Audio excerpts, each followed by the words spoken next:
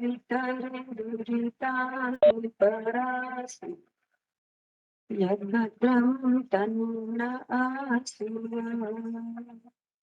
ॐ शान्तिः शान्तिः शान्तिः। आप सभी को नमन।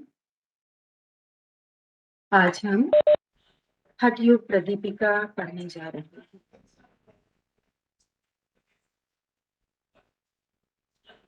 बहुत बहुत धन्यवाद पहले तो प्रीति मैम का, उन्होंने मुझे आप सबसे मिलने का अवसर प्रदान किया, उनकी मैं बहुत आभारी हूँ।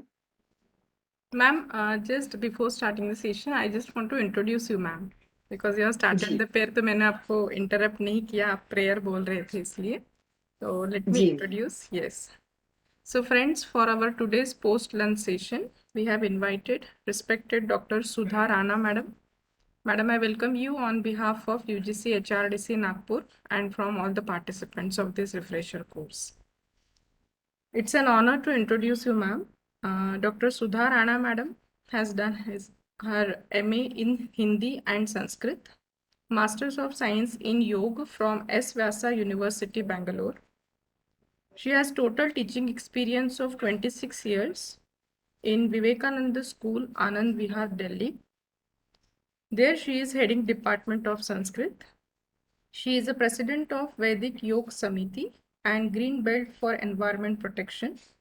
She is a Purva Mahila Prabhari in Patanjali Yoga Samiti, Delhi, and president of Bharat Swabhiman. Madam is also actively involved in various social activities and awareness programs. With this brief introduction, I once again welcome Dr. Sudha Rana, madam. And madam, today's topic is Hatha Yoga Pradipika. Over to you, ma'am. धन्यवाद। Yes, ma'am, हम शुरू कर सकते हैं। ठीक है, okay.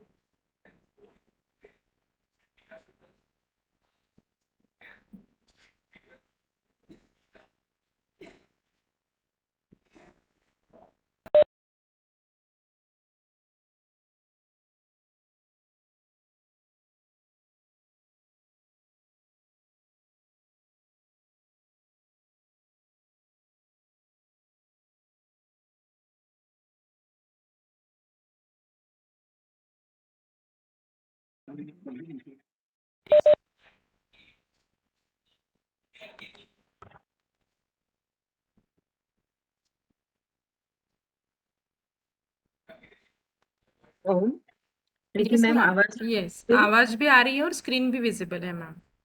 ठीक है, थैंक जी। यू। हमारा जो उद्देश्य है आदि दैविक, आध्यात्मिक और आदि भौतिक, इन तीनों दुखों से छुटकारा प्राप्त करना।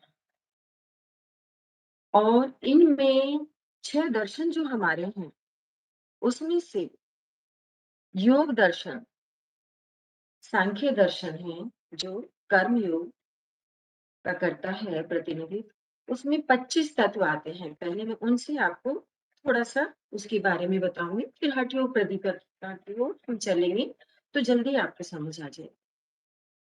इसमें आपने कुछ जाना भी होगा, अभी पढ़ा भी होगा थ्योरी में।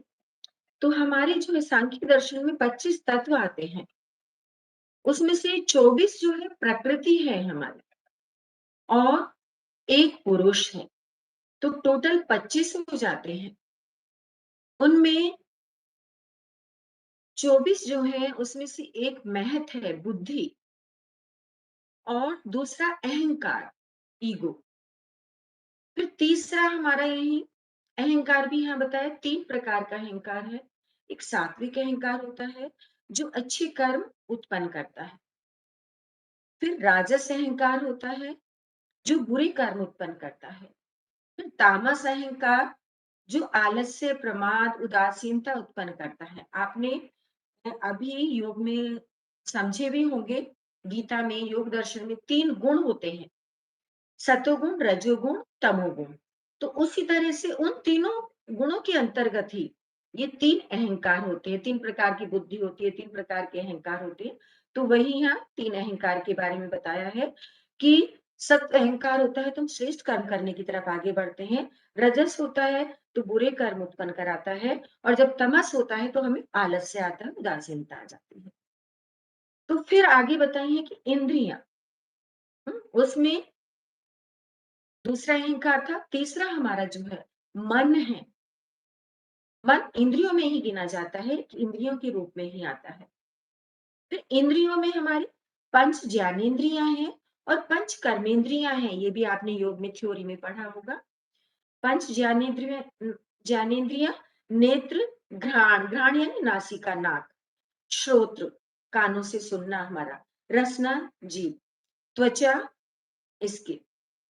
तो ये 5 हमारी ज्ञानेंद्रियां जिससे हम ज्ञान प्राप्त करते हैं। 5 हमारी कर्मेंद्रियां होती हैं, उसमें हस्त, हाथ आ गए हमारे, पाद दोनों पैर आ गए, जिह्वा, वायु और उपस्थ, गुदाद्वार, मलद्वार, जो वायु उपस्थ कहते हैं उसको। तो इस तरह से 5 कर्मेंद्रियों से हम कर्म करते हैं, 5 ज्ञानेंद्रियों से हम ज्ञान प्राप्त करते हैं, और 11वां जो है हमारा मन है। 11 इंद्रियां हैं इस तरह से। तो 11वां इस तरह से मन है, क्योंकि मन के वशीभूत होकर ही पंच ज्ञानेंद्रियां हमें ज्ञान देती हैं, और पंच कर्मेंद्रियों से हम कर्म करते हैं, और उसी से हमारे फिर संस्कार बनते हैं। फिर इस इन्हीं से आगे आते हैं पंच तन्मात्राएं। इस अहंकार से जो उत्पन्न पंच तन्मात्राएं, जो सूक्ष्म तत्व हैं बहुत ही, जैसे हमारी पंच ज्ञानेंद्रियां हैं, तो उसके ही पंच जो महाभूत है, उनके ही सूक्ष्म तत्व पंच तन्मात्राएं आ जाती हैं। तो उसमें ये हमारी है 14 सूक्ष्म तत्व। क्या है हमारे? रूप है, जो हम देखते हैं, आंखों से ग्रहण करते हैं। फिर शब्द है, शब्द हम कानों से सुनते हैं। गंध है, गंध जो हम नासिका से लेते हैं।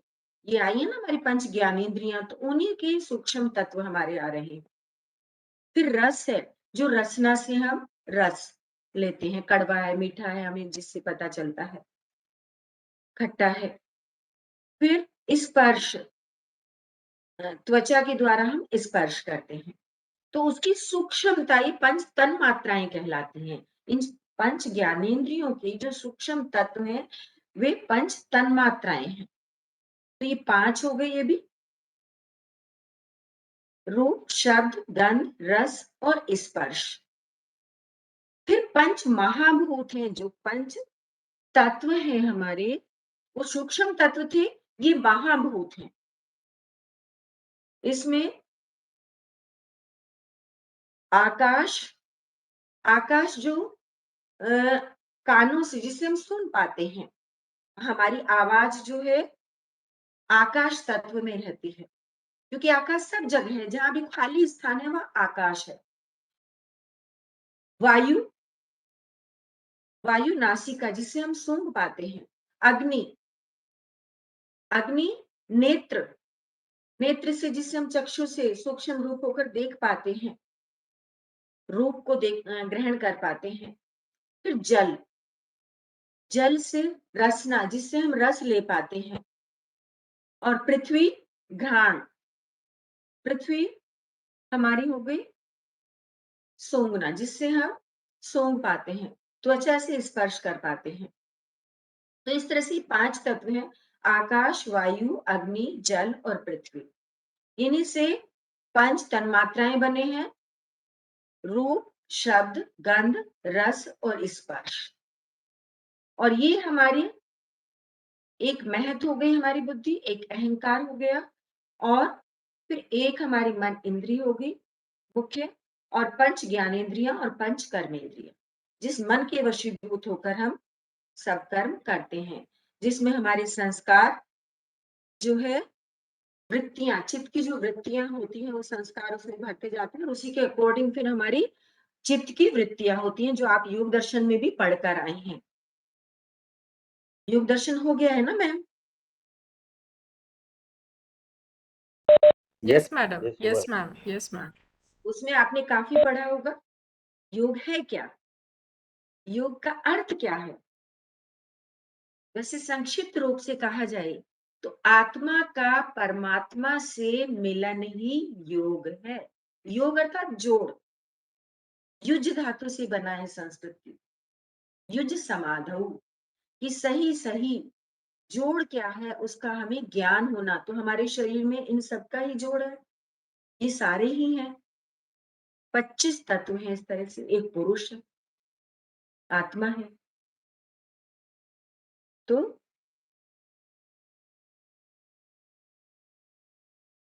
अब आगे हम आते हैं हठयोग प्रदीपिका में।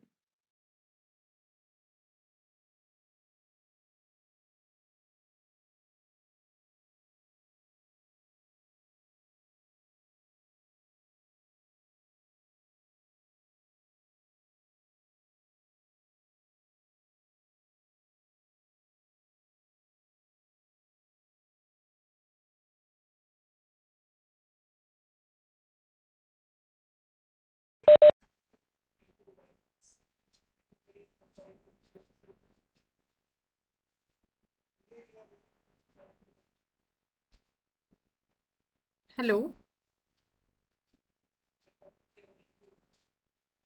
madam, you are not audible.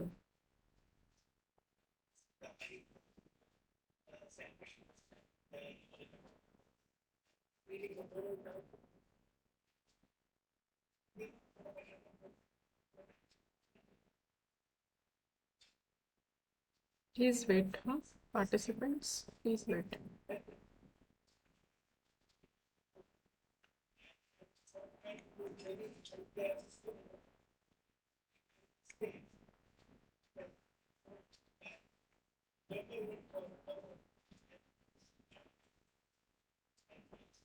हाँ, 1 मिनट मैम, मैं स्क्रीन शेयर कर रही हूँ हठयोग प्रदीपिका की। जी ma'am.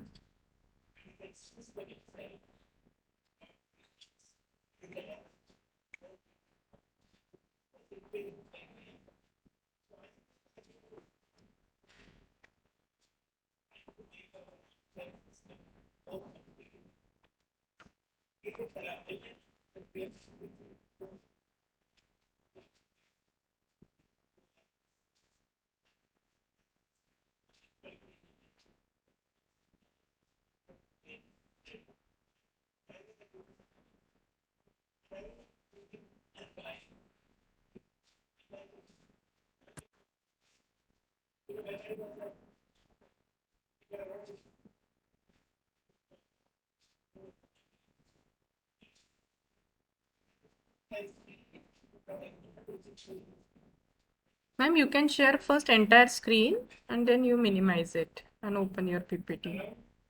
That also you can do.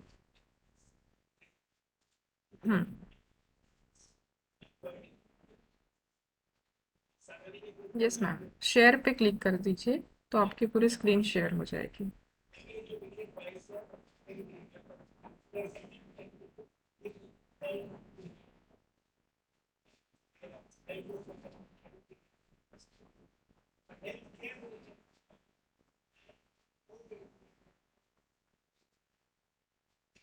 हाँ ma'am, yes ma'am, yes ma'am, slide show कर दीजिए। Okay, thank you ma'am.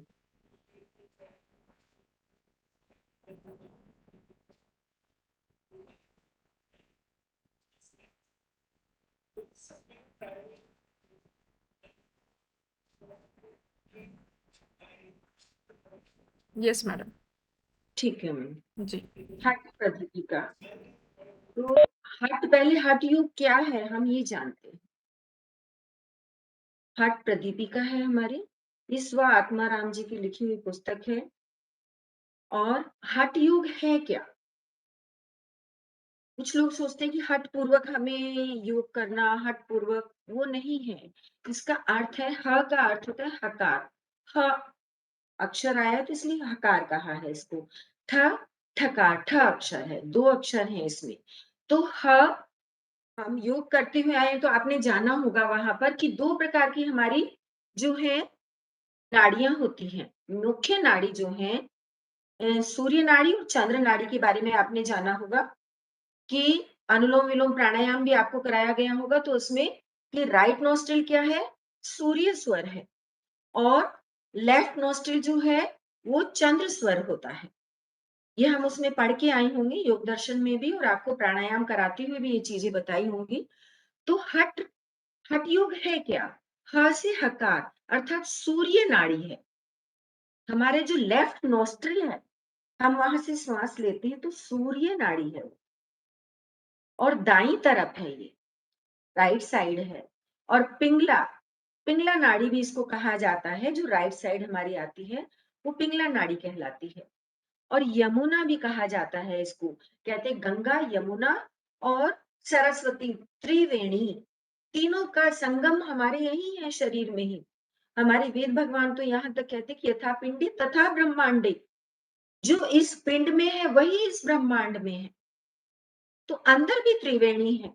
तो अंदर उस त्रिवेणी का संगम करने के लिए ही हम योग की क्रिया में आगे बढ़ रहे हैं, उस त्रिवेणी के दर्शन करने के लिए, और हमारा जीवन का उद्देश्य क्या है इसको जानने के लिए ही। तो यहाँ पर यमुना, राइट नोस्ट्रिल यानी यमुना, और शक्ति जो शक्ति का प्रतीक है, जो हमें शक्ति प्रदान करती है, सूर्य जैसे हमें शक्ति प्रदान करता है, एनर्जी आती है सूर्य उदय होते ही हमारे अंदर, और गर्मी प्रदान करता है हमें। तो इसी तरह से ये नाड़ी भी जो राइट नोस्ट्रिल है, ये नाड़ी हमें शक्ति प्रदान करती है। जब हम राइट नोस्ट्रिल से श्वास भरते हैं तो गर्मी हमारे शरीर में आती है। आप देखते होंगे भगवान ने अनोखा ये शरीर बनाया है कि अपने आप ही स्वतः ही कभी हमारी जो है सूर्य नाड़ी चलने लगती है, कभी हमारी चंद्र नाड़ी चलने लगती है। अनोखा शरीर बनाना है। तो जैसे हमें गर्मी की आवश्यकता है तो सूर्य नाड़ी चलने लगती है, जब हमारे शरीर को ठंड की आवश्यकता है तो हमारी चंद्र नाड़ी चलने लगती है।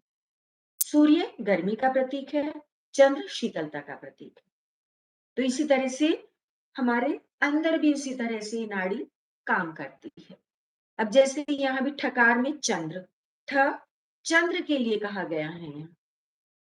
और ये क्या है? Left nostril. लेफ्ट नोस्ट्रिल से जब हम श्वास भरते हैं तो शीतलता प्राप्त होती है, ठंडी वायु आती है। लेफ्ट है, ये लेफ्ट साइड है। ईड़ा, गंगा, ईड़ा, पिंगला, सुषुम्ना, 3 प्रकार की मुख्य नाड़ियां हमारे शरीर में। 72 करोड़ 72 लाख 10,210 नाड़ियां हैं, जिससे पूरे शरीर में हमें रक्त संचार हो रहा है, पूरा शरीर जिसके कारण हमारा काम कर पा रहा है। तो यहाँ ईड़ा, पिंगला लेफ्ट, और ईड़ा, सॉरी, पिंगला राइट और ईड़ा लेफ्ट नाड़ी हो गई। गंगा, जो गंगा का प्रतीक है, जो शीतलता हमें प्रदान करती है। शिव, जो शिव का प्रतीक है, अर्थात कल्याण का प्रतीक है। शिव का अर्थ है कल्याण, कल्याण का प्रतीक है जो, और जो शीतलता हमें देती है, ठंडी है। हम साइंस में भी पढ़ते हैं ना, सिंपैथेटिक नर्वस सिस्टम और पैरासिम्पैथेटिक नर्वस सिस्टम। तो हकार जो है, राइट नोस्ट्रिल जो है, ये सिंपैथेटिक नर्वस सिस्टम का प्रतीक है, और ये ठकार जो चंद्र नाड़ी है हमारी, ये पैरासिम्पैथेटिक नर्वस सिस्टम स्ट्रोंग करती है। तो इस तरह से जब हम हमें ठंड की आवश्यकता पड़ती है तो हमारा हमें उस समय लेफ्ट नोस्ट्रिल चलने लगता है, और अब स्वतः ही 2 ढाई घंटे के अंतराल से फिर चेंज हो जाता है, राइट चलता है, कभी लेफ्ट चलता है। तो ये स्वर लेफ्ट नोस्ट्रिल, राइट नोस्ट्रिल से, यानी दायां स्वर और बायां स्वर हमारे ऑटोमेटिक चलते रहते हैं।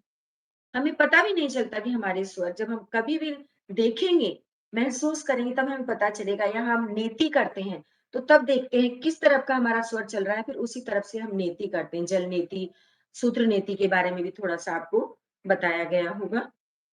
तो इस तरह से हठ योग का जो मुख्य उद्देश्य है कि इन तीनों नाड़ियों को शुद्ध करना, स्वस्थ करना, और अच्छी प्रकार से, जिससे कि इन नाड़ियों से ही सारी नाड़ियां जुड़ी हुई हैं।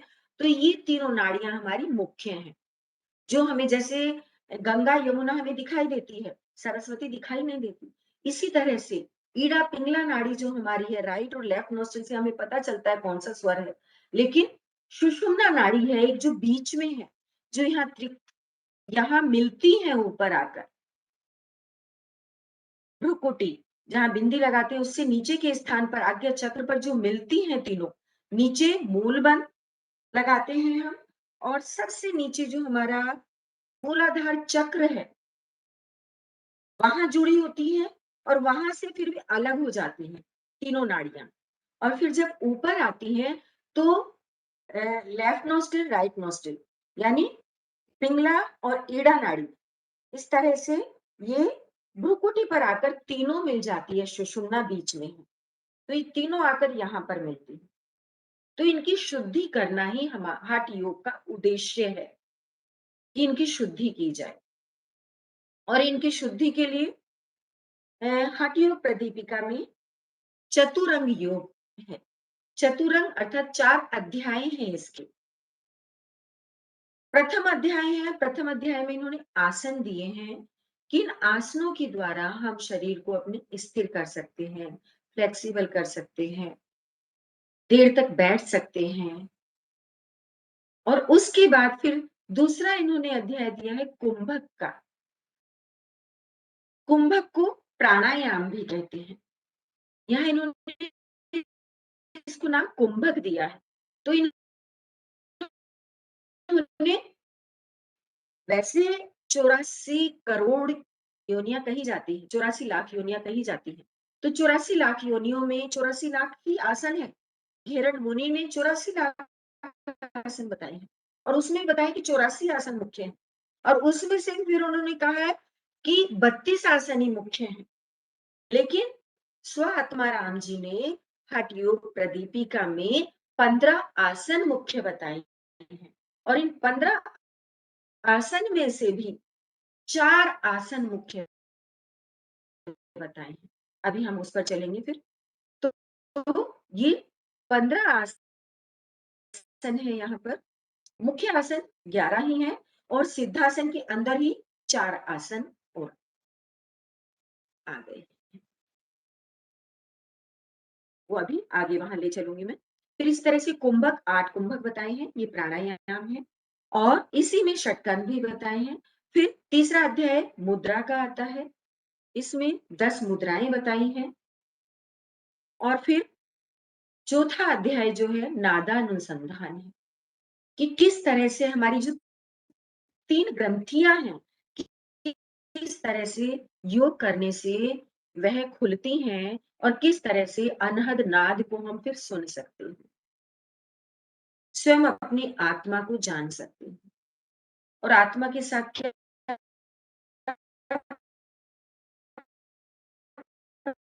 परमात्मा का संबंध है उसके बारे में जान सकते हैं। तो अभी हम चलते हैं सबसे पहले आसनों पर। तो आसन में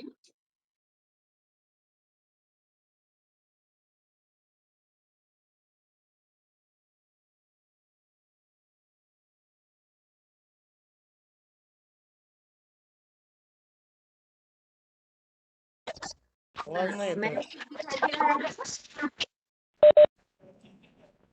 हाँ जी, यस मैडम। मैडम आपकी आवाज ना बीच बीच में थोड़ी ब्रेक हो रही है।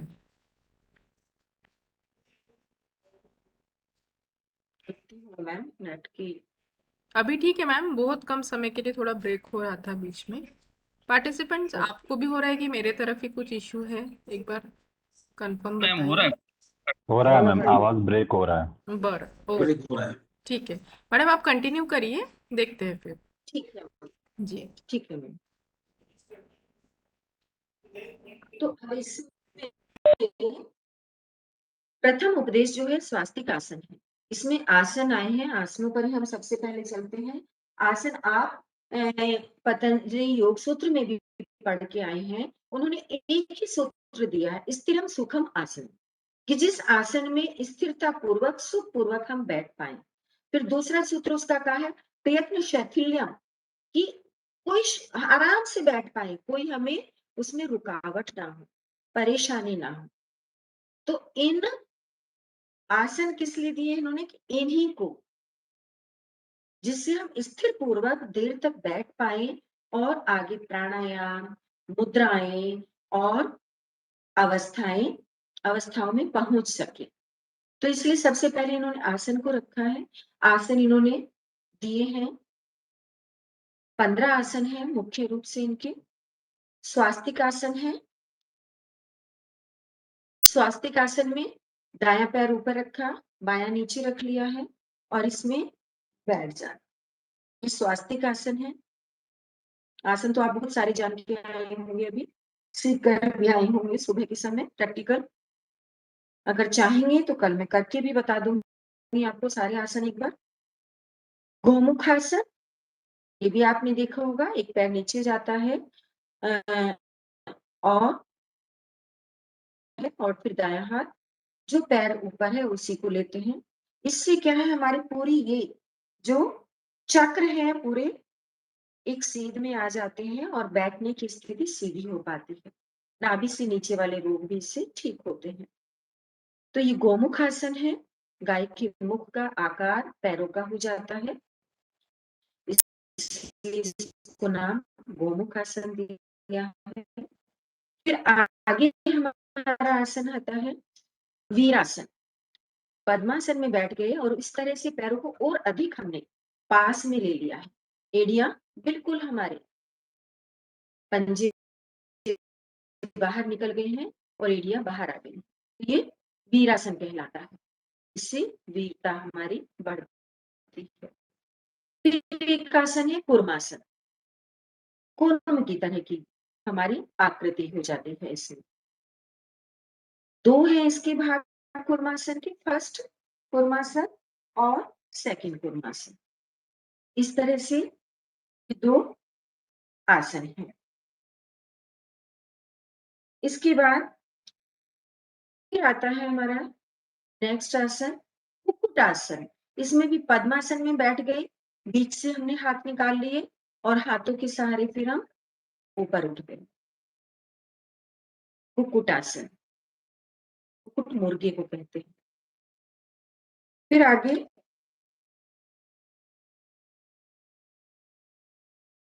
जो है धनुरासन। ये भी आपने सीखा होगा, किया भी होगा, ये तो सुबह प्रैक्टिकल में आपने। इसके बाद मयूरासन।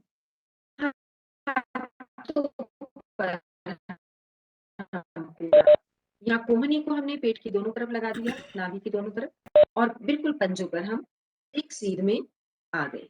मोर जैसी आकृति हो गई हमारी, मयूर मोर। फिर नेक्स्ट आसन है शवासन। ये आपने किया होगा। इसमें क्या है, पूरे शरीर को हम शिथिल छोड़ देते हैं, पैरों में हाथों में थोड़ा सा फासला लेते हैं और शरीर को शिथिल कर देते हैं। जो थकान आसन से होती है वो थकान दूर हो जाती है और फिर अपने माइंड पर धीरे धीरे ध्यान लाते हैं, श्वासों पर।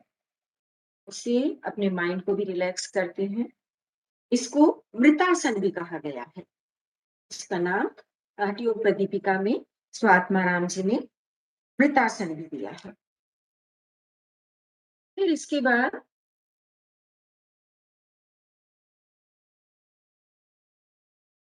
नेक्स्ट हमारा आता है सिद्धासन। 11 आसन दिए हैं, उसके बाद 4 आसन इन्होंने मुख्य 4 ही आसन माने हैं। 15 में से भी 4 को ही ले लिया है और उसमें भी सबसे श्रेष्ठ जो ये सिद्धासन आप देख पा रहे हैं पूरा। हाँ, अब पूरा दिख रहा है। तो इसमें क्या है, हम बायां पैर दाएं पैर की जगह पर रखते हैं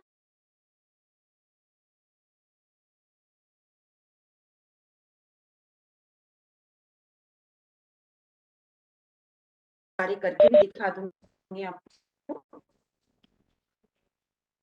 ठीक है, तो सिद्धासन नाम ही इसका सिद्ध है। इससे सिद्धियां प्राप्त होती है। सबसे श्रेष्ठ आसन कहा है, जो 8 सिद्धियों के बारे में भी अभी हम देखेंगे आगे। सिद्धियों के बारे में स्वात्मा राम जी ने बताया है, 8 सिद्धियां हैं। तो सिद्धासन को सबसे श्रेष्ठ आसन कहा है उन्होंने। फिर और सिद्धासन को जो है और भी नाम दिए हैं, वज्रासन दिया है उसको नाम, मुक्तासन दिया है कि सब बुराइयों से मुक्ति प्राप्त करने वाला, सभी सिद्धियों को प्रदान करने वाला। मुक्तासन कह दिया, वज्रासन, वज्र नाड़ी इससे हमारी मजबूत हो जाती है। वज्रासन भी, वो भी उसी में इन्होंने ले लिया है। तो पद्मासन, फिर आगे सिंहासन। इस तरह से ये जो है इन्होंने आसन दिए हैं। उसके बाद स्टॉप करती हूँ शेयरिंग, आगे हम बढ़ते हैं।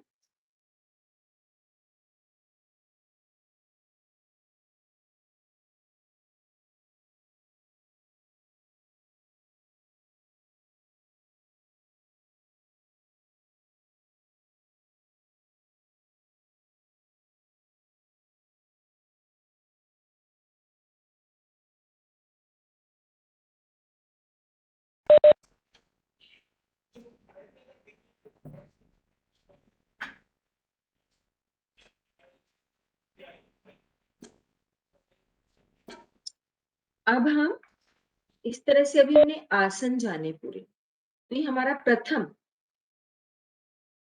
अध्याय आसनों का, इस तरह से 15 आसन इन्होंने बताए हैं और 15 में भी इन्होंने 4 मुख्य बताए हैं।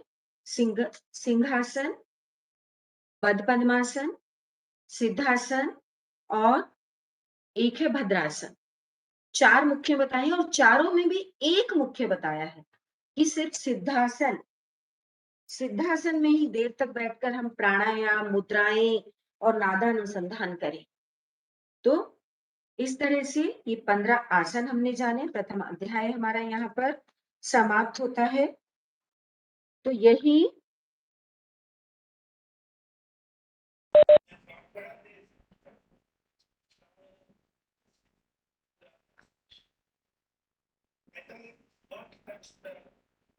अब दूसरा उद्देश्य हमारा शुरू होता है। मैडम एक क्वेश्चन पूछूं?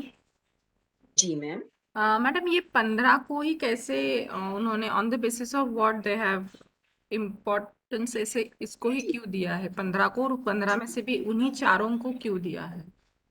और 4 में से भी एक को ही दिया है मैंने। Yes, so what is the criteria? जी मैम। हाँ, देखो क्राइटेरिया ये है जो और आसन दिए हैं ना उन्होंने, बल्कि स्वामी जी तो कहते हैं एक ही आसन कर लो वही काफी।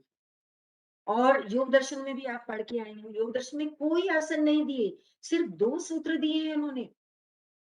स्थिरम सुखम आसनम, जिस आसन में स्थिरता पूर्वक बिना हिले डुले आप और सुख पूर्वक कोई आपको परेशानी ना हो, बैठ पाए।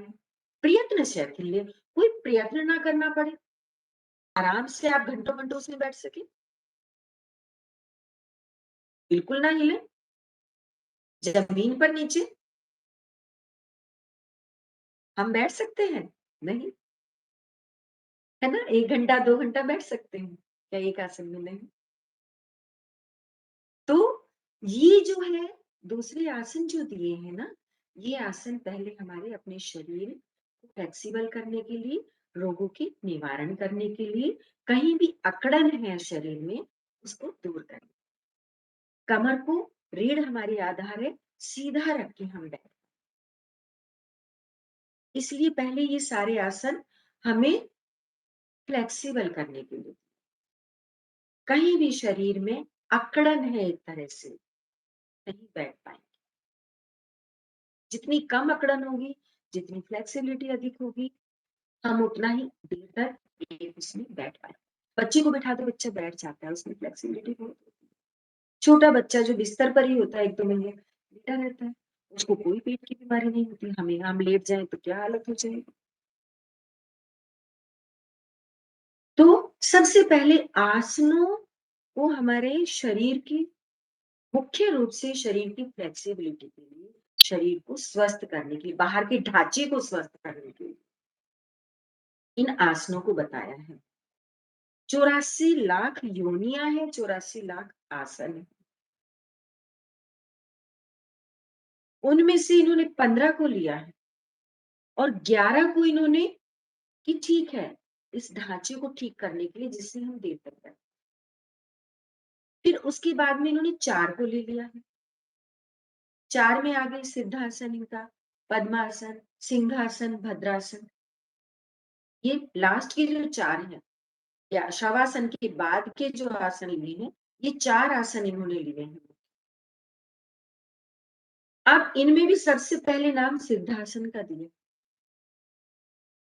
कि हम देर तक बैठ पाए, सिद्ध हो जाए। फिर हम ये एक आसन को जब हम लगा पाए और उसमें बैठ पाए, तभी हम पद्मासन लगा पाएंगे। अगर हम सिद्धासन नहीं कर पाएंगे तो पद्मासन भी नहीं कर पाएंगे। और फिर लिया है सिंहासन। सिंहासन इसलिए लिया है, इसमें भी हमारा पैर दोनों तरफ हो जाते हैं और हम अंदर से पूरा जब जोर से धारती जीभ को बाहर निकालते हैं, तो हमारी जो डर है, चिंताएं हैं, एक तरह से वो सब बाहर निकल जाती है। शेर नहीं डरता हाथी से, छोटा है, वो दहाड़ के सारे अपने डर को निकाल देता। हम डरते रहते हैं। कितना बड़ा साइंस था हमारे ऋषि मुनियों के पास कि कैसे कैसे जहां जहां उन्होंने अच्छाई देखी उसको ग्रहण कर लिया, उनके नाम से ही आसन बना दिया। फिर भद्रासन, भद्र यानी कल्याणकारी जो आसन है, जैसे हम बटरफ्लाई करते हैं ना, उस तरह से उस आसन में हम बैठते हैं, दोनों पैर को मिला उसके ऊपर भी बैठ जाते हैं। तभी हो पाएगा जब हम ये आसन सारे कर पाएंगे। तो और इनमें भी कि चलो ये नहीं होते, आप सिद्धासन ही करते रहिए, ये सबसे श्रेष्ठ आसन का काम है। इसमें घंटों घंटों बैठ सकते हैं और इसमें बैठने पर के बाद जब हम फिर प्राणायाम करते हैं, मुद्राएं करते हैं, अभी आगे उनका लाभ जानेंगे, तो तभी हम आगे धीरे धीरे धीरे धीरे उन्नति की तरफ योग में बढ़ते चले जाते हैं। ठीक है मैम? क्योंकि आसन तो आप इतने दिन से कर रहे हैं तो बहुत है और बहुत लोग कराते हैं।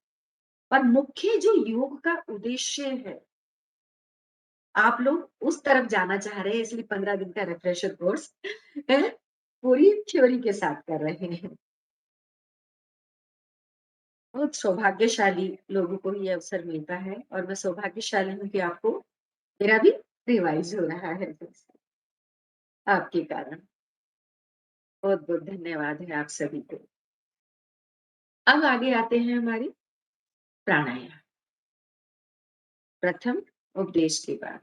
लेकिन उससे पहले क्या कहते हैं स्वात्माराम जी, बहुत अच्छा साधक तत्व और बाधक तत्व का इसमें दिया है। कौन कौन से साधक तत्व है, अर्थात सिद्धि के रास्ते पर आगे बढ़ने के लिए, योग में आगे बढ़ने के लिए। हठ योगी को का स्थान कैसा होना चाहिए, पहले स्थान बता दिया। पुराने क्योंकि लिखी हुई है पुस्तक कि राज्य अनुकूल होना चाहिए, ये नहीं कि राज्य के जो राजा है वो आपको मना करने लगे। हमारी अनुकूल, हम आराम से वहां रह के योग कर सके। तो पुरानी अवस्था है इसलिए यहाँ आप हमारे घर में इस तरह की एक व्यवस्था होनी चाहिए। हम अपने अनुकूल कर सकते हैं, सबको कर सकते हैं, एक योगी सबको कर सकता है, अधिक क्षमता उसके अंदर आ जाए। देश धार्मिक होना चाहिए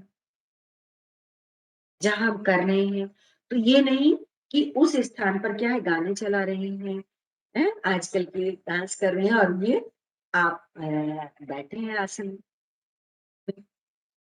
होना चाहिए जहां भी जिस स्थान पर आसन कर रहे हैं, तो वो स्थान हमारे अनुकूल होना चाहिए, धर्म युक्त होना चाहिए और धन धान्य से परिपूर्ण होना चाहिए। वो देश अर्थात हमारा भी ना हम अधिक भूखे हो, ना अधिक हम खाया हुआ हो हमने, हैं? अंदर से भी धन धान्य से परिपूर्ण रहे। धन धान्य सिर्फ इतना ही नहीं है, भोजन भी और हमारा मन में भी, तो यहाँ भी तो दरिद्रता और यहाँ भी तो समृद्धि होती है ना। हाँ? अच्छी सोच की समृद्धि, बुरी सोच की दरिद्रता, बुरी सोच है। सारा युग बहुत बहुत ऊंचा है, हम कुछ भी नहीं जानती, मैं तो इतना सा जानती हूँ, इसमें से बूंद भी नहीं ले पाई हूँ। उपद्रवों से रहित, कोई आस पास कोई हमें तंग करने वाला ना, छोटा सा स्थान हो, बड़े में फिर हमारा ध्यान इधर उधर भागेगा। 4 हाथ प्रमाण, कितना बड़ा हो? 4 हाथ लंबाई से। और पत्थर ना हो अधिक वहां, अग्नि ना हो पास में, जल ना हो, है? जिससे हमें कि हम आंखें बंद करें और डर ही लगता रहे, क्योंकि पहले खुले स्थान पर इस तरह से करते थे। तो इसलिए पुराने अपने अनुसार उन्होंने उसका दिया, लेकिन अभी भी हमारे लिए भी उपयोगी है कि हमें इतनी अपनी जगह चाहिए, वहां पत्थर ना हो, चोट ना लगे, कोई ऐसी चीज ना हो आसपास, अग्नि ना हो, है? गैस के नजदीक रसोई भी ना करने लगे, और जल ना, जिससे हमारा ध्यान भटका। मुख्य उद्देश्य यही था। स्थान हमारा, ये श्री कृष्ण ने भी गीता में कहा है कि ना अधिक ऊंचा होना चाहिए, ना अधिक नीचा होना चाहिए, हमारे अनुकूल होना चाहिए, जिसमें हम आसानी से बैठ पाए। उषा का आसन होना चाहिए, श्री कृष्ण ने गीता में श्लोकों में ये भी कहा है। जब भी बताते हैं, प्राणायाम की महत्ता बताई है उन्होंने गीता में भी। फिर आगे कि हठियों की कुटिया कैसी होनी चाहिए। एक बाहर रहता था, है? जब पहले करते थे तो छोटा सा दरवाजा होना चाहिए, ज्यादा होंगे तो बाहर की आवाज आएगी, है? ज्यादा छिद्र ना हो, भूमि ऊंची नीची ना हो, अधिक बड़ी ना हो। गोबर से लीपते थे पहले, अब अच्छे से, किससे, है? अच्छे से पोछा लगाओ, मक्खी मच्छर ना हो पास में। गोबर से इसलिए लिपा जाता है, मक्खी मच्छर ना आए, कीड़ों से रहित हो जाएगा स्थान। गाय के गोबर से लिपा जाता था, है? अब स्वामी जी ने गोनाइल बना दी है, तो वो उससे भी मक्खी मच्छर नहीं आते घर में, छिपकली नहीं आती, कॉकरोच नहीं आते। तो क्योंकि गोमूत्र और गोबर ये बहुत ही शुद्ध माने जाते हैं, और ये सारे ही वायरस, जो बीमारी है, जो कीटाणु है, उनको दूर करते हैं। बाहर मंडप हो, वेदी तथा कुआं, यानी दूर जाना पड़े पानी के लिए, अच्छे से समय दे सके अपने तक को। चारों ओर से दीवार से घिरा हो, कोई हिंसक पशु ना आ जाए अंदर, पुराने जमाने का है। तो यहाँ भी हमारे, जिससे कि खुला ना हो ज्यादा, कोई दूसरा ना आए, हमारा ध्यान भंग ना हो, हम पूरे ध्यान के साथ कर पाए। आज के उसमें है। अब फिर आगे कहते हैं, ये स्थान बता दिया, जगह कुटिया बता दी कितनी वैसी होनी चाहिए। आगे स्वात्मा राम जी एक श्लोक में पूरा बताते हैं बाधक तत्व।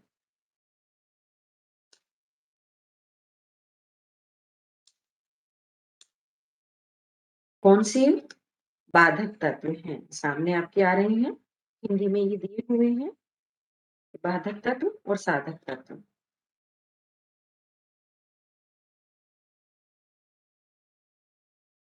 अधिक भोजन, अत्याहार, अर्थात हमें अधिक भोजन नहीं करना है। अधिक भोजन करेंगे तो क्या होगा?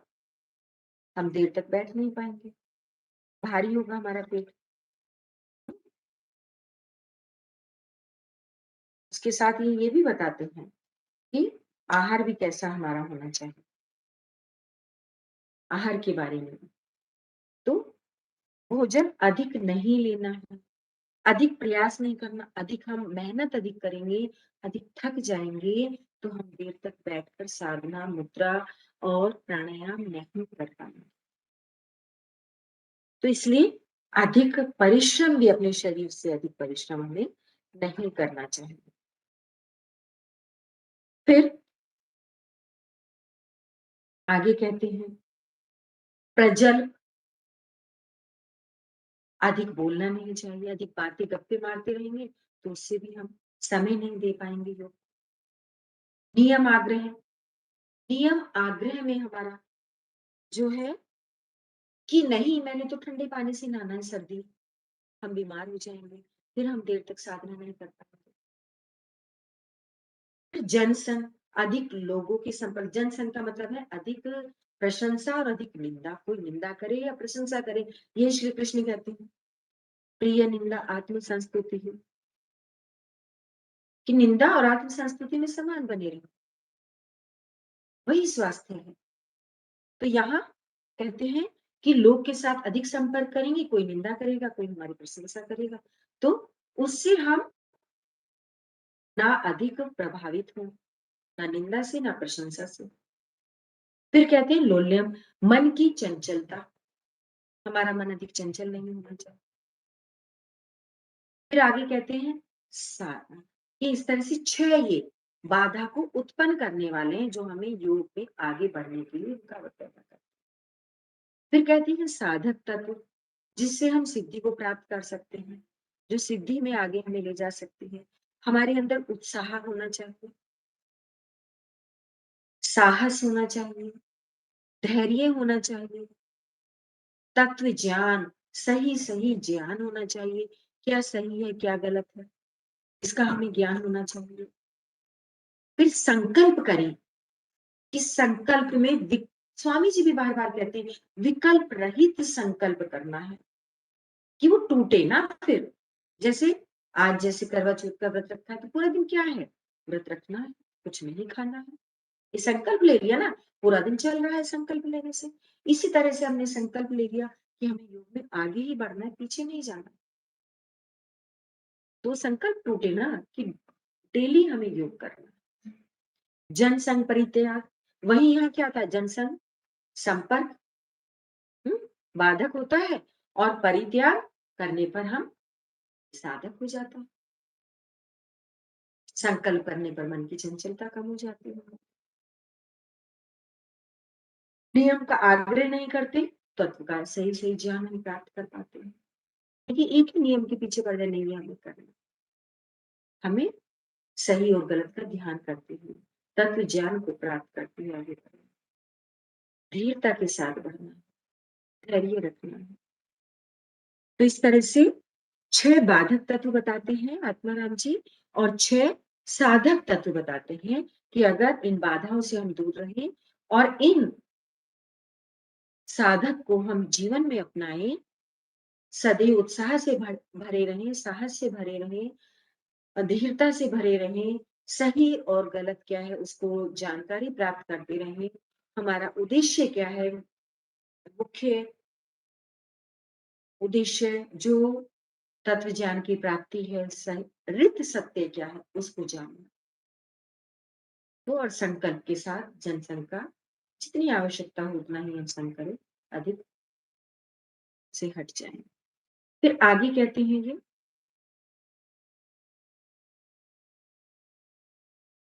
आसन, यहाँ भी इन्होंने वही जो 4 आसनी में बता चुकी हूँ आपको, वही इन्होंने दिए हैं। सिद्धासन, पद्मासन, सिंहासन और भद्रासन, मुख्य ये 4 आसन है, और इनमें भी सबसे श्रेष्ठ सिद्धासन है, और इन्होंने वज्रासन को मुक्तासन, गुप्तासन भी कह दिया है। सिद्धासन को, ये तीनों नाम भी सिद्धासन को दिए हैं, वज्रासन, मुक्तासन, गुप्तासन। ठीक है, प्रीति मैम आवाज आ रही है मेरी? यस मैडम, क्लियर है। हाँ, नेट की प्रॉब्लम बता रहे थे ना, तो शायद नहीं, कहीं। अभी फिलहाल तो ठीक है मैम। ठीक है मैम, थोड़ा सा आज वो तार भी नेट का थोड़ा सा हमारा हो गया है, हो सकता है उस वजह से। तो आगे फिर ये आसन हमारे हो गए, फिर आगे वो कहते हैं क्या हमें खाना चाहिए और क्या नहीं खाना चाहिए।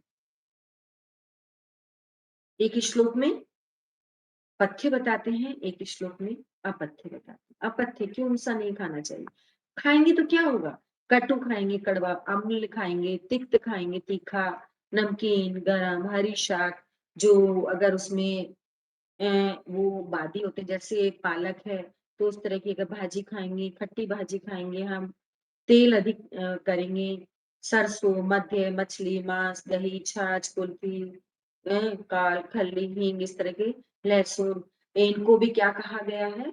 लहसुन, प्याज को भी तामसिक भोजन कहा है। और ये सारे, इनमें कुछ राजसिक भोजन है। जितने भी चटपटे हम खाते हैं व्यंजन, वो राजसिक में आते हैं। श्री कृष्ण गीता में भी यही बताते हैं कि वो राजसिक भोजन है। और तामसिक भोजन, जितने मांस मदिरा का पान करने, तामसिक में आता है। बासी भोजन है, वो सब अ, तामसिक है, जो आलस्य हमारे अंदर पैदा करता है। फिर इसके बाद तो क्या खाना चाहिए? सात्विक भोजन इन्होंने दिया है। इस पथ्य है, यानी यही हमें खाना चाहिए। गेहूं, चावल, जौ, साठी, हाँ? दूध से बने पदार्थ, घी, खांड, मक्खन, मिश्री, मधु, परवल, जीवंती, बथुआ, चोलाई, मेघनाथ, पुनर्नवा, मूंग, वर्षा का जल, पुष्टिकारक, सुमधुर हो, स्निग्ध हो, गाय के दूध से बनी वस्तु हो। दूसरे दूध को नहीं कहते, गाय के दूध से बनी हुई वस्तु को कहते हैं। और जो हमारी धातु को, हमारी शक्ति को पुष्ट करे, करने वाला हो, मन के अनुकूल हो हमारे, क्योंकि को यही अनुकूल लगने लगता है, दूसरा भोजन नहीं अच्छा लगता फिर, जब हम साधना करते हैं। फिर आगे कहते हैं मितहार होना चाहिए, थोड़ा होना चाहिए, कम होना चाहिए। ये आयुर्वेद में तो यही कहते हैं, चरक संहिता में, मित भुक ऋत भुक, हाँ? कि मित कम खाएं हम, ऋतु के अनुसार खाएं, और हमारे शरीर के अनुकूल खाएं।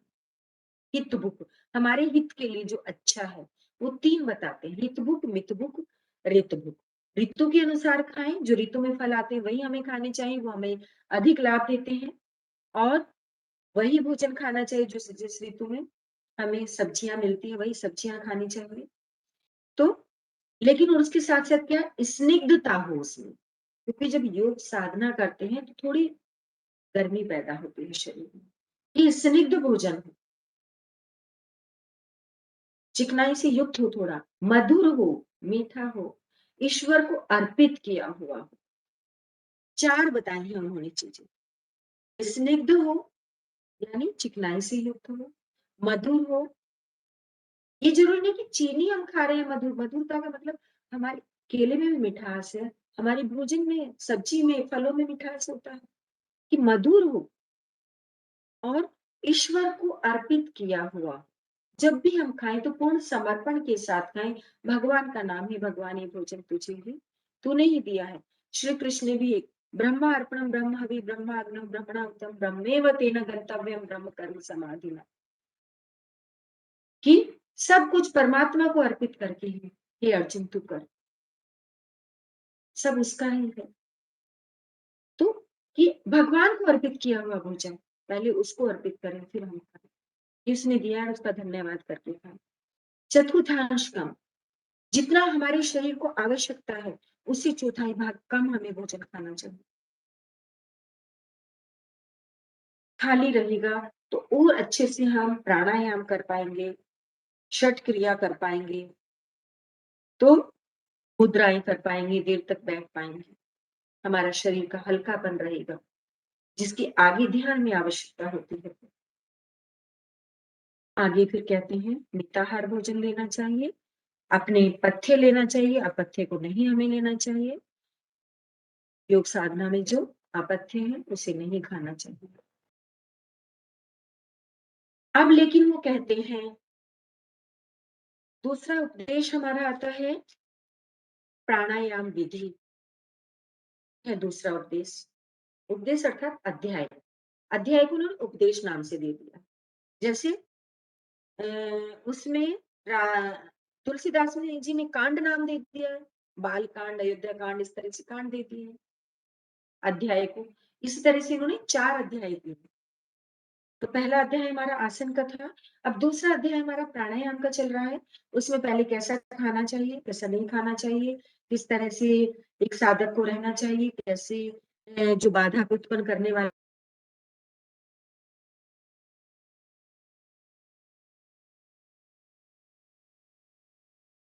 एक श्लोक कहते हैं, बड़ा सुंदर है, जो स्वामी जी भी बार बार बोलते रहे, मैं भी अपनी कक्षा में जरूर इसको बोलती रहती हूँ, बहुत सुंदर लगता है मुझे। चले वाते चलम चित्तम निश्चले निश्चलं भवेत् योगी स्थाणुत्वम् आप्नोति ततो वायुं निरोधयेत्।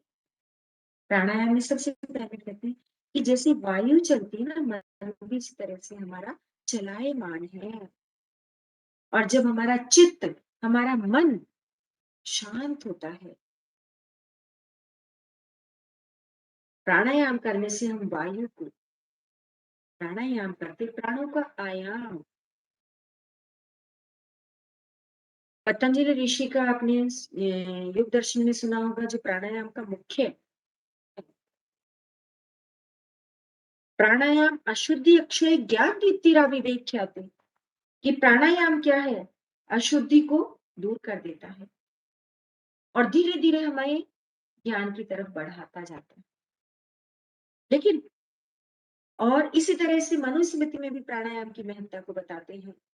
दह्यन्ति दमायमानानां धातूनां यथा मलः तथेन्द्रियाणां दह्यन्ति दोषाः प्राणस्य निग्रहात्, कि जिस तरह से मनु जी कहते हैं लोहे सोने चांदी को अग्नि में तपाने से वह जो है उसका मल दूर हो जाता है। उसी तरह से जब हम प्राणायाम करते हैं तो हमारे इंद्रियों की दोष दूर हो जाते हैं, हमारा मन सात्विकता की तरफ बढ़ता है, हमारी इंद्रियां सात्विकता की तरफ बढ़ती है, सतोगुण की तरफ बढ़ती है और सतोगुण से भी फिर गुणातीत की तरफ बढ़ती है। श्री कृष्ण ने भी इसी तरह से दो एक श्लोक में दो श्लोकों में एक ही श्लोकों में प्राण अपान का पूरा वर्णन किया है। हट जो है उसमें ही प्राण और अपान, जब श्वास हम भरते हैं तो प्राण, और जब हम छोड़ते हैं अपान, उसको श्री कृष्ण जी ने कहा। आगे कहते हैं वो कि प्राणायाम हमें कैसे करना चाहिए, हमें अच्छी प्रकार से जानकारी लेकर ही प्राणायाम करना चाहिए। अगर हम ठीक प्राणायाम करेंगे तो आगे बढ़ते चले जाएंगे, अगर ठीक विधि से नहीं करेंगे तो हम से हाँ।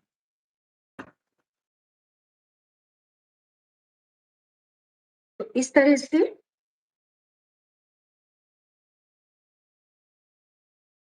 अब आगे ये कहते हैं, एक ही श्लोक में कहते हैं कि प्राणायाम अगर ठीक से नहीं करेंगे तो सभी रोगों को हम बुला लेंगे, अगर ठीक से करेंगे तो सारे रोगों को हम दूर कर देंगे शरीर के। कि हमें यथा सिंहो गजो व्याघ्रो भवेद वश्य शनैः शनैः तथैव सेवितो वायुर अन्यथा हन्ति साधकम्, कि जैसे शेर को धीरे धीरे वश में किया जाता है, उसी तरह से हमें भी धीरे धीरे प्राणायाम में आगे बढ़ना चाहिए। लेकिन उससे पहले कहते हैं 6 कर्म करने जरूरी है। अब 6 कर्म कौन से हैं? वो 6 कर्म कहते हैं, धोतिर्वस्ति तथा नेति त्राटकं नौलिकं तथा कपालभातिश्च एतानि षट्कर्माणि प्रचक्षते। धोती, धोती कैसे करते हैं? आपको इसके बारे में थोड़ा बताया भी दिया होगा, फिर से मैं थोड़ा बताती हूँ। धोती क्या होती है? इसमें जब 4 अंगुल का वस्त्र जो है हम अंदर डालते हैं, ऐसे ही बताती हूँ सबको मैं बिना स्क्रीन शेयर किए, जल्दी हो जाएगा हमारा। 4 अंगुल का वस्त्र लिया साफ-सुथरा और उसको हम क्या है, पानी में गीला कर लेते हैं और मुँह से अंदर लेते जाते हैं। मेन जो ऊपर की सफाई करना, लंग्स की पूरी सफाई करना, श्लेष्मा कफ जो जमा हुआ है वो उससे निकल जाता है। तो 4 अंगुल चौड़ी होती है, लंबी वो 4 मीटर होती है। तो उसको सारा लेते जाते हैं और फिर उसको जब वो पूरा उससे थोड़ी रोक लेते हैं बाद में और फिर उसको निकालते हैं। यानी ऊपर की सफाई, मेन धोती का मतलब है ऊपर से धोना, ऊपर से सफाई करना। फिर दूसरी है बस्ती, एनिमा जिसको आजकल कहते हैं। तो बस्ती देना, स्वामी जी अपने यहाँ जैसे बस्ती बहुत सारी दवाइयों से बस्ती देते हैं। आयुर्वेद में आयुर्वेद की दवाइयों से बस्ती दी जाती है, एनिमा दिया जाता है।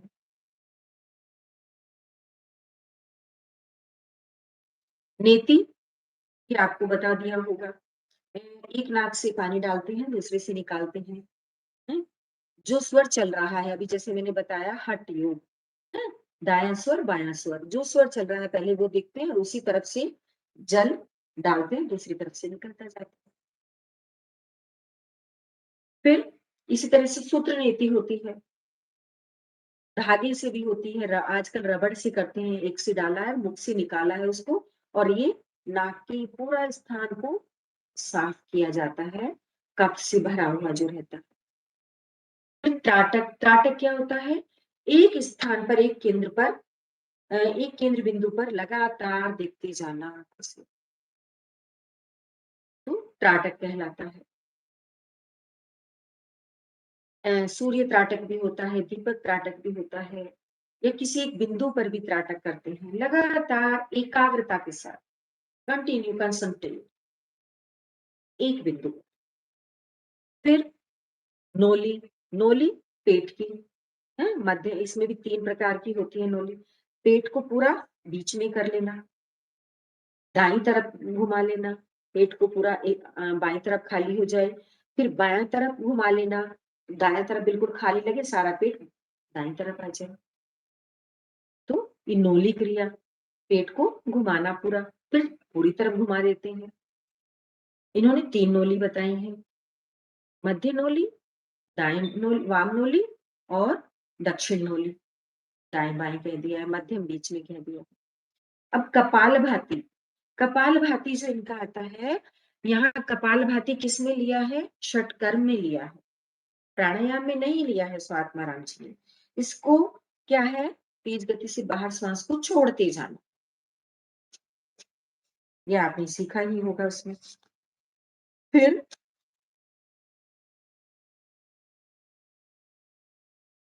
इसके बाद आते हैं अब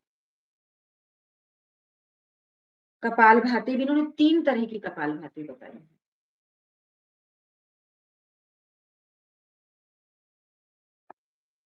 तो उसी को मध्यम, तीव्र, धीमी, इस तरह से करना, अलग अलग। तो इस तरह से षटकर्म में इनके शरीर को, ये क्या शुद्धि क्रिया भी कहते हैं, शरीर को अंदर से शुद्ध करने के कर्म है ये। इसके बाद कुंभक कहा है इन्होंने प्राणायाम को। ये प्राणायाम भी आप सीख कर आए हैं, तो इसमें हमें समय नहीं लगेगा। प्रीति जी, मेरी आवाज आ रही है ठीक से?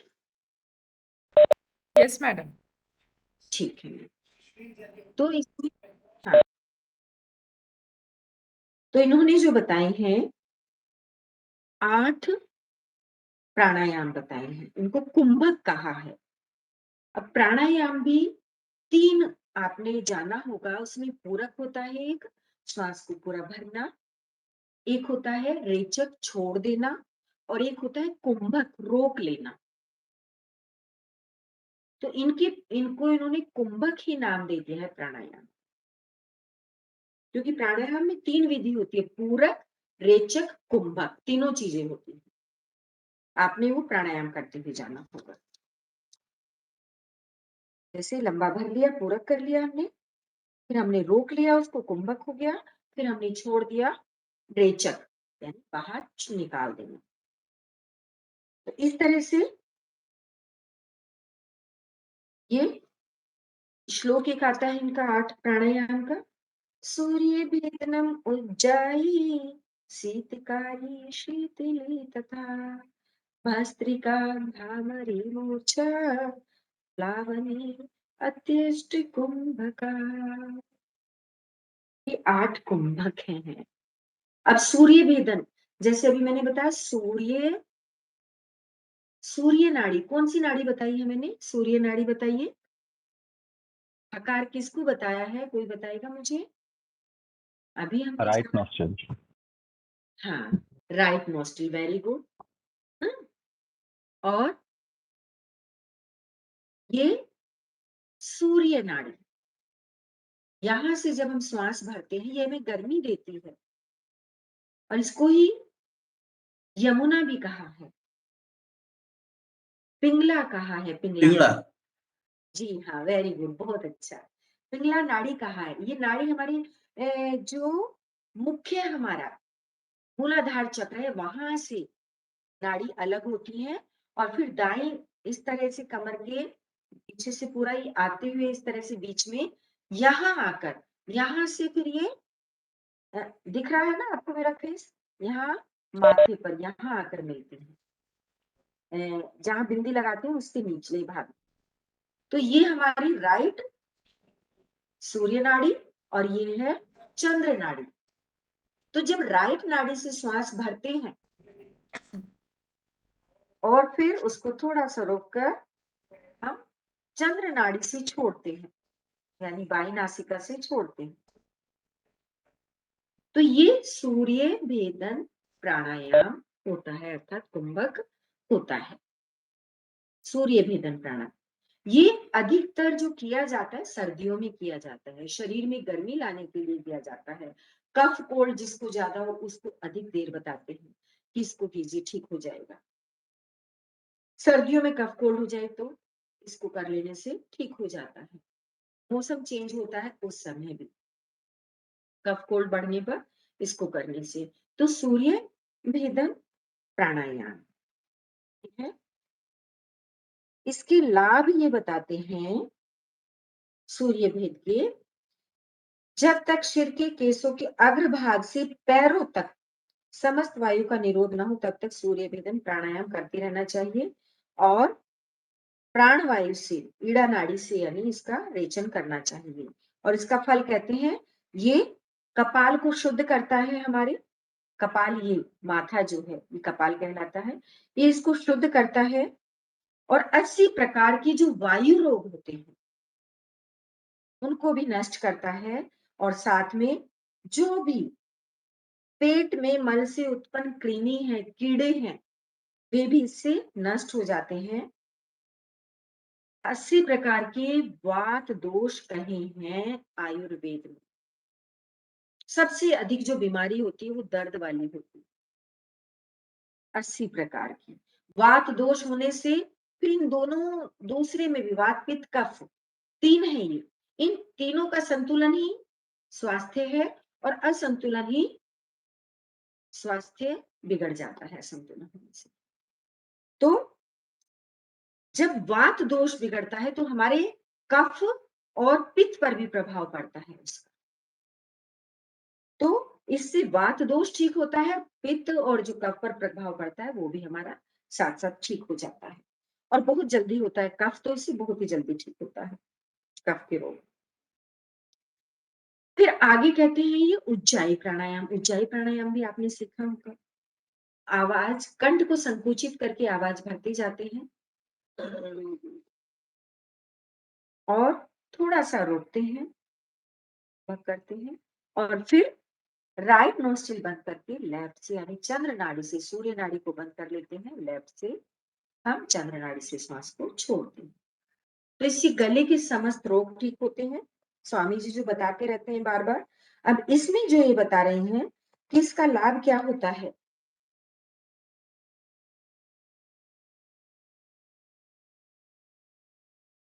नाड़ी समूह के दोषों का तथा समस्त धातुओं के दोषों का विनाशक है। सप्त धातुएं हैं जो, वे सारी उनके दोष दूर हो जाते हैं, वे हमारी शुद्ध हो जाती हैं। और नाड़ी जो 72 करोड़ 72 लाख 10,210 नाड़ियां, स्वामी जी भी बार बार इसको कहते हैं, तो वे भी हमारी शुद्ध हो जाती हैं उस प्राणायाम के करने से। और इससे कक्षा में बहुत सारे स्वामी जी भी कर रहे हैं, मेरी कक्षा में बहुत सारे थायराइड के रोगी बिल्कुल ठीक हो चुके हैं, किसी भी प्रकार का थायराइड,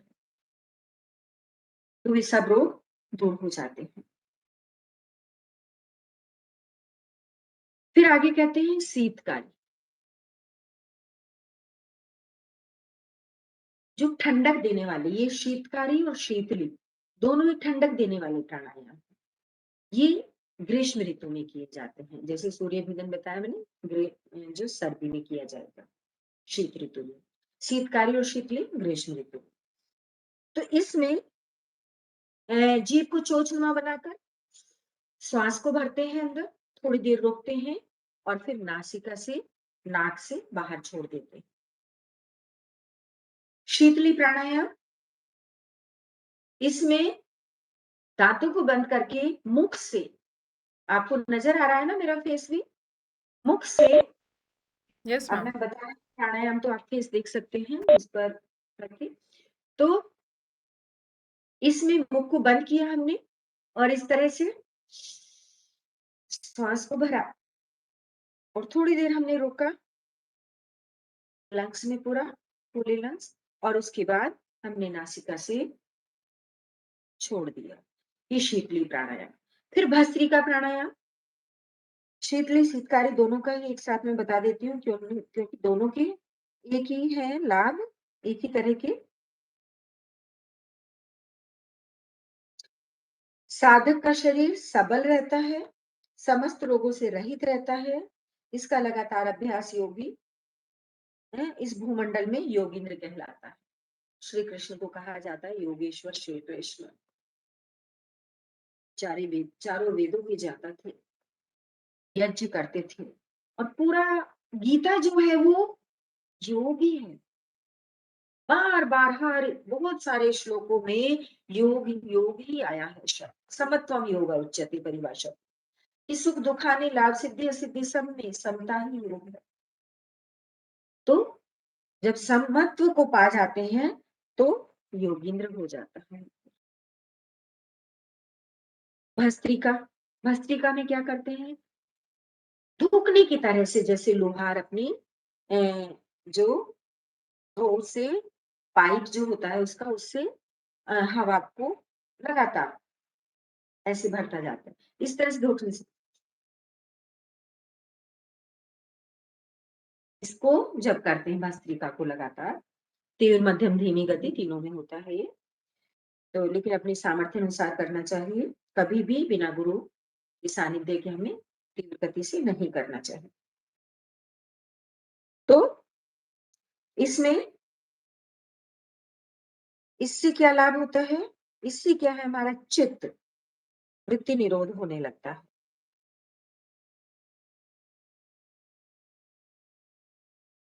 बंद पूर्वक कुंभ क्रिया को ईड़ा नाड़ी से इसमें करते जाए, मतलब नाड़ी से छोड़ते जाते हैं लगातार, और उसके बाद इससे क्या होता है, त्रिदोष हरत्व कहा है इसको। वात पित्त कफ का संतुलन ही स्वास्थ्य है।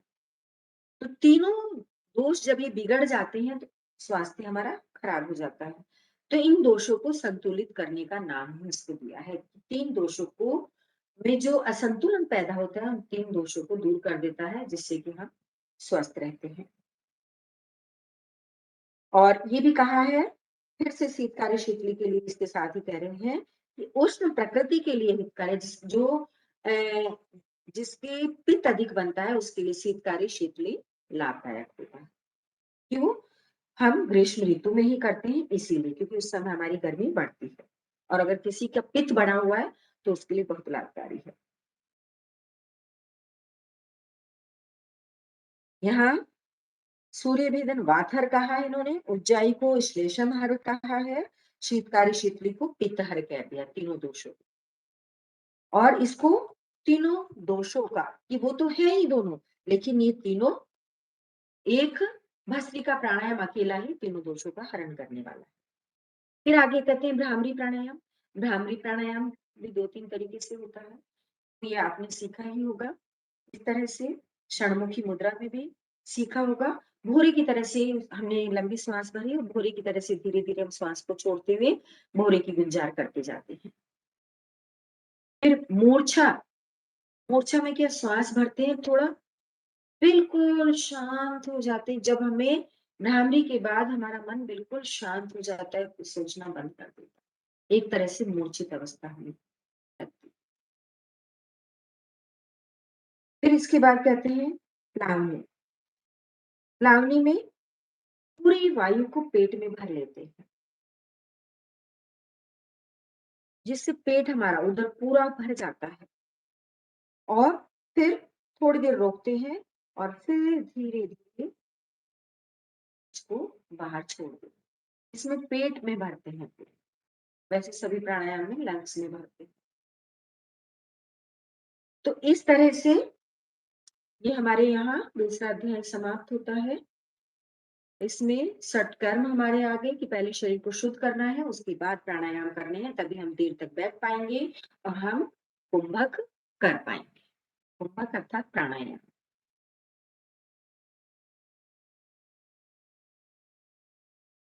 अब तीसरा अध्याय हमारा आता है मुद्रा और बंध। मुद्रा और बंध में इसको इन्होंने नाम दिया है कुंडली उपदेश। उसको कुंभक उपदेश नाम दिया था, इसको कुंडली उपदेश इस अध्याय को नाम दिया है। क्यों? इसमें सबसे पहले ये एक कहते हैं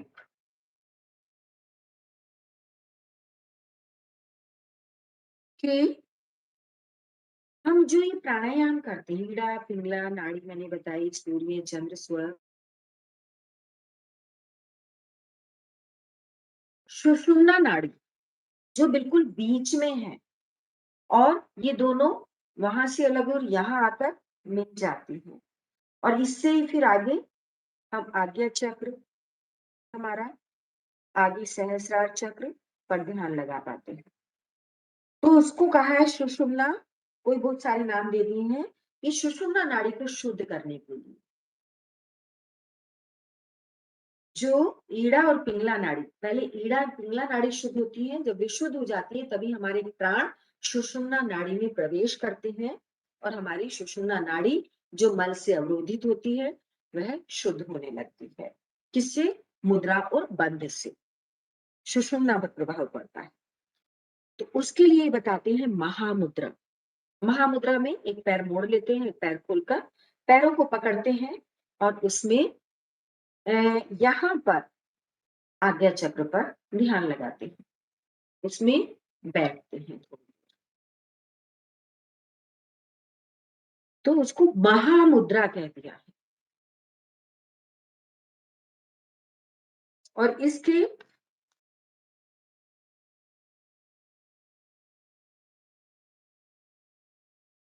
इससे क्या होता है, इसके करने से ये कहते हैं कुष्ठ रोग दूर हो जाते हैं, और जो भी हमारे नाभि से नीचे वाले रोग हैं वो सब दूर होते हैं इससे, और वात पित्त कफ हमारा संतुलित होने लगता है,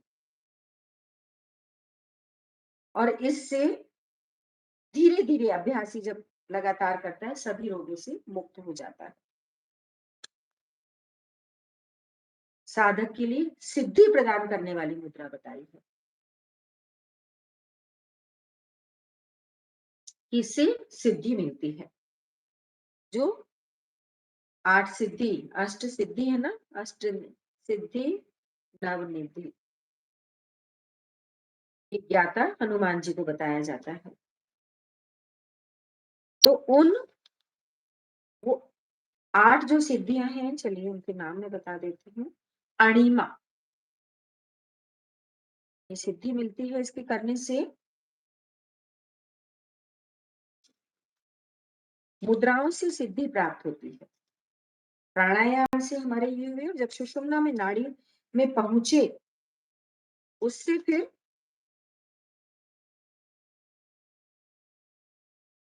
हम आगे बढ़ पाते हैं योग की स्थिति में, नादानुसंधान की स्थिति तक पहुंच पाते हैं। अणिमा, लघिमा,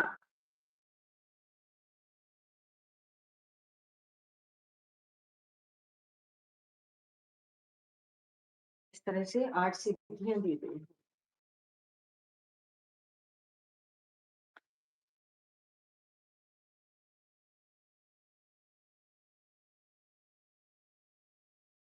प्राप्ति का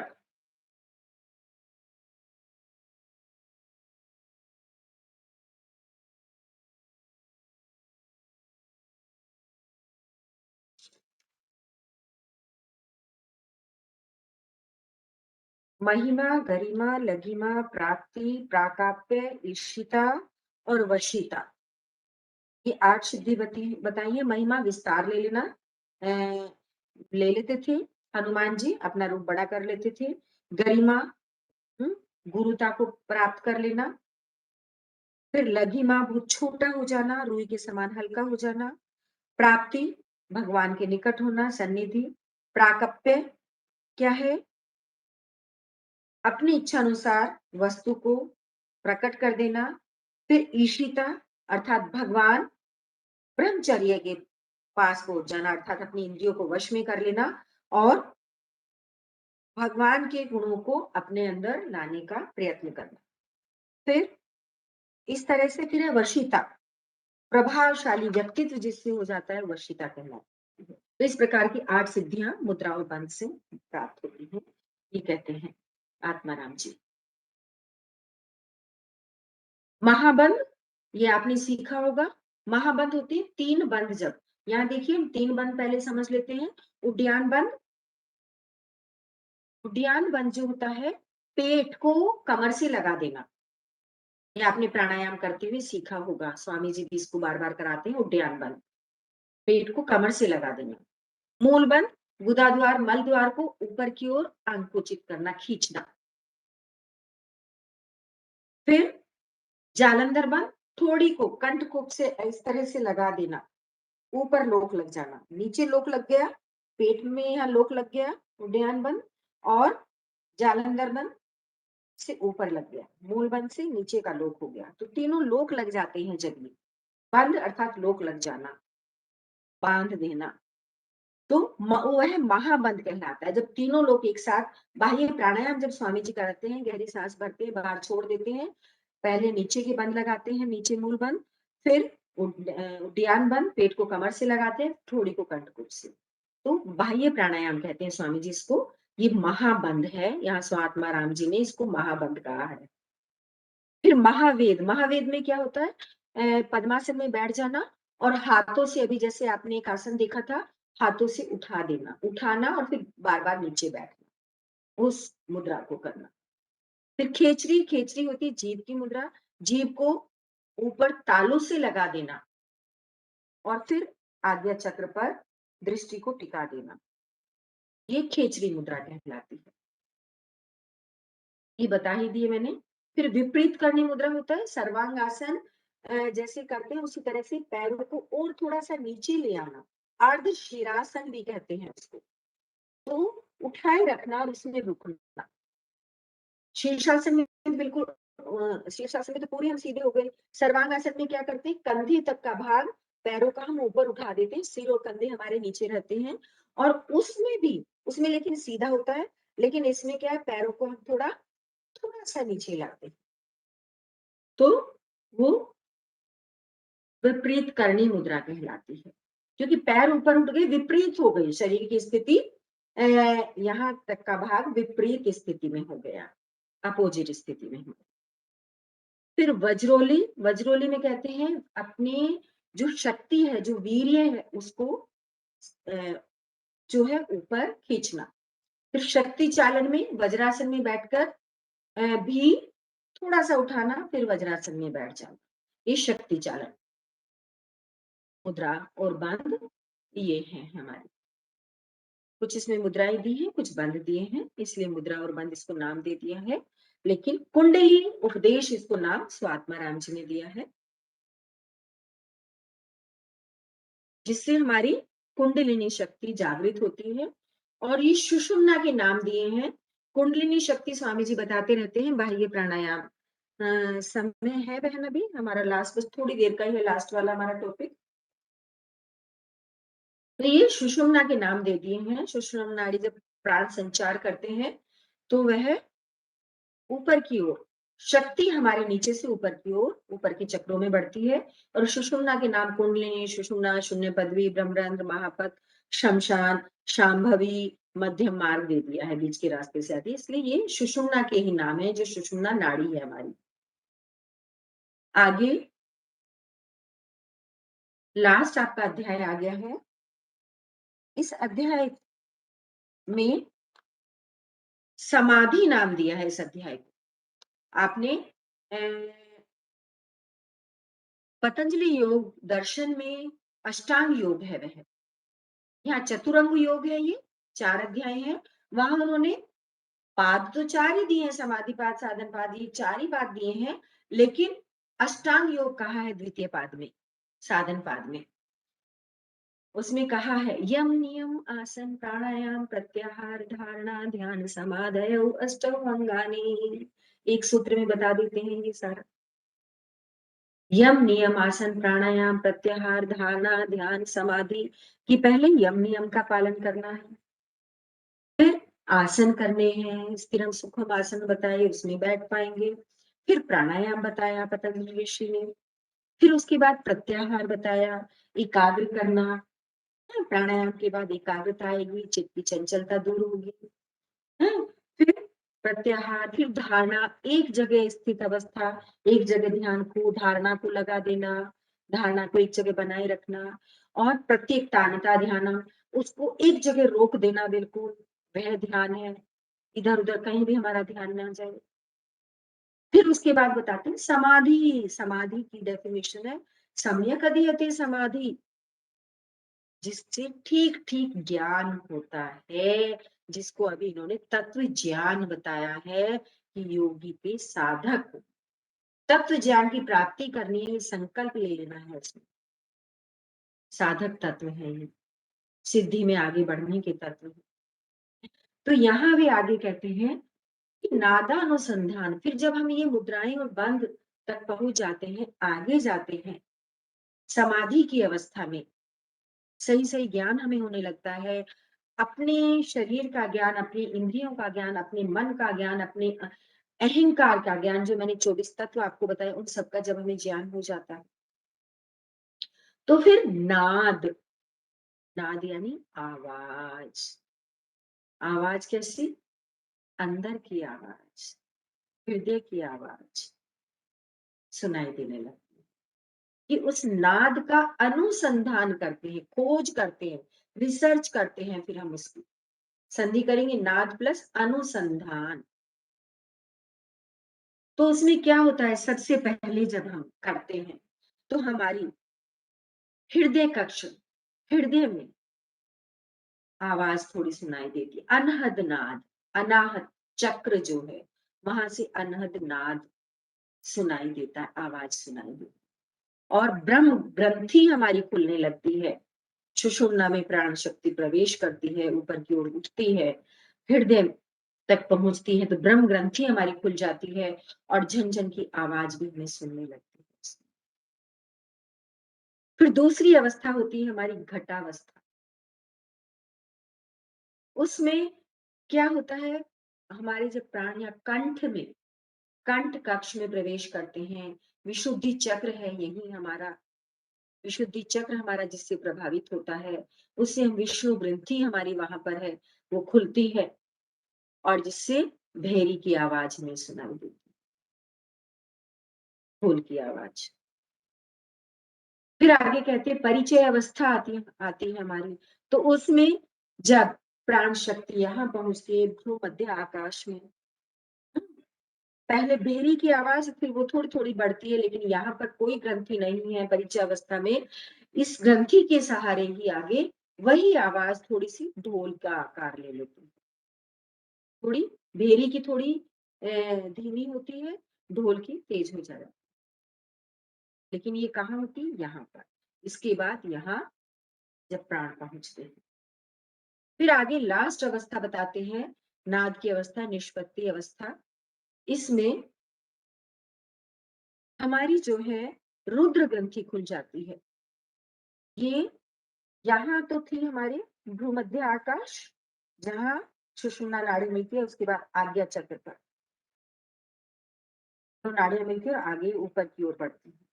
तो फिर वीणा की, बांसुरी की आवाज सुनाई देती है। श्री कृष्ण को वही आवाज जो सुन चुके थे, झंपी तो वही आवाज सबको सुनाते थे, जिससे सभी मोहित हो जाते थे।